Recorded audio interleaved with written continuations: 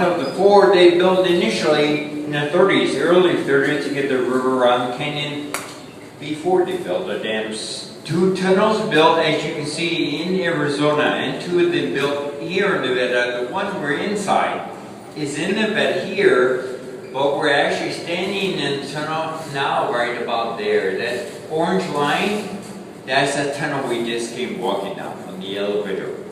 It took the engineers and workers in the 1930s 18 months to build these 4 tunnels. This was the first and hardest part of the entire project, actually, was building these tunnels to the cane walls by what the men during the 1930s had to build these tunnels with. And once the tunnels were completed, the second thing they did was actually on the original path of the river, up and downstream. Engineers and workers on both sides build up a couple of big coffer dams. Coffer dam is a huge temporary dam made of lots of earth and rock. And they got it from getting the rock and gravel out of the tunnels, and they used it to form the 2 coffer dams. So this coffer dam made sure the river blocked and forced it right through the tunnels here. The one downstream made sure the river didn't back up into this work area.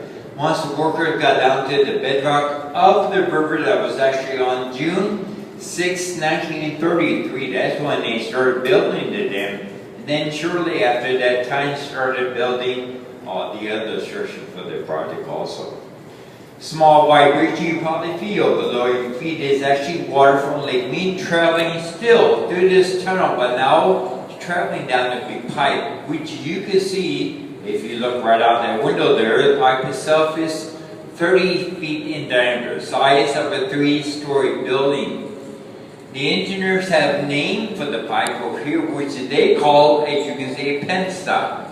Now the water actually enters from the intake towers. They have a couple of gates in each one. They open up. The water by gravity falls down the intake tower, goes through the pipe below our feet. They say about 12 miles an hour. Engineers, they're smarter people. They say no, 96,000 gallons a second. How much is that? Well, if you can imagine a big Olympic swimming pool, they say in 7 seconds the water trapped below us, so the pipe could fill that big Olympic swimming pool in 7 seconds.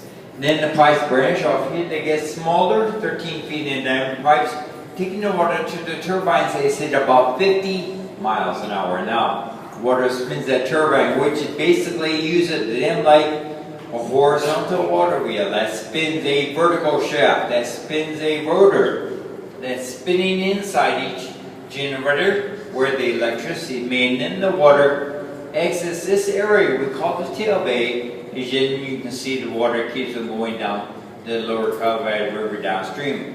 And basically, that's how water in Lake Mead helps make electricity here to Hoover Dam.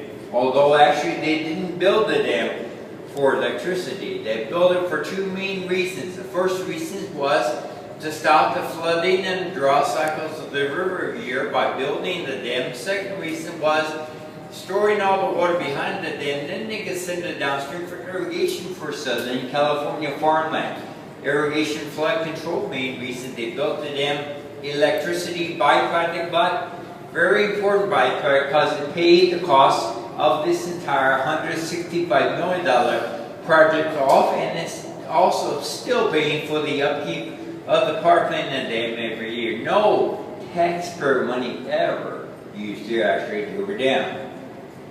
As you can see also, they have one large spillway that's before the dam on both sides. Now these spillways purposely built about 27 feet lower than the top of the dam. If there's any flood water in the lake behind the dam, they never want that flood water going over the dam. So it goes over these lower spillways actually around the dam. These spillways, they were tested twice. First by engineers here in 1941 to see if they worked. They worked very good. Then Mother Nature tested the spillways in 1983. We have a picture for you to look at of what Mother Nature did about 30 years ago in the summer of '83. You have snow every spring. Melts from top of the Colorado Rocky Mountains. Well, last spring of '83, it was over 200% in melt. They quickly down the Rockies, got here in the summer, and then it went over the spillways like it should. but that continued, they say, for 62 straight days. And that's December 83. That's what left the top of the white line that we see now around the lake level.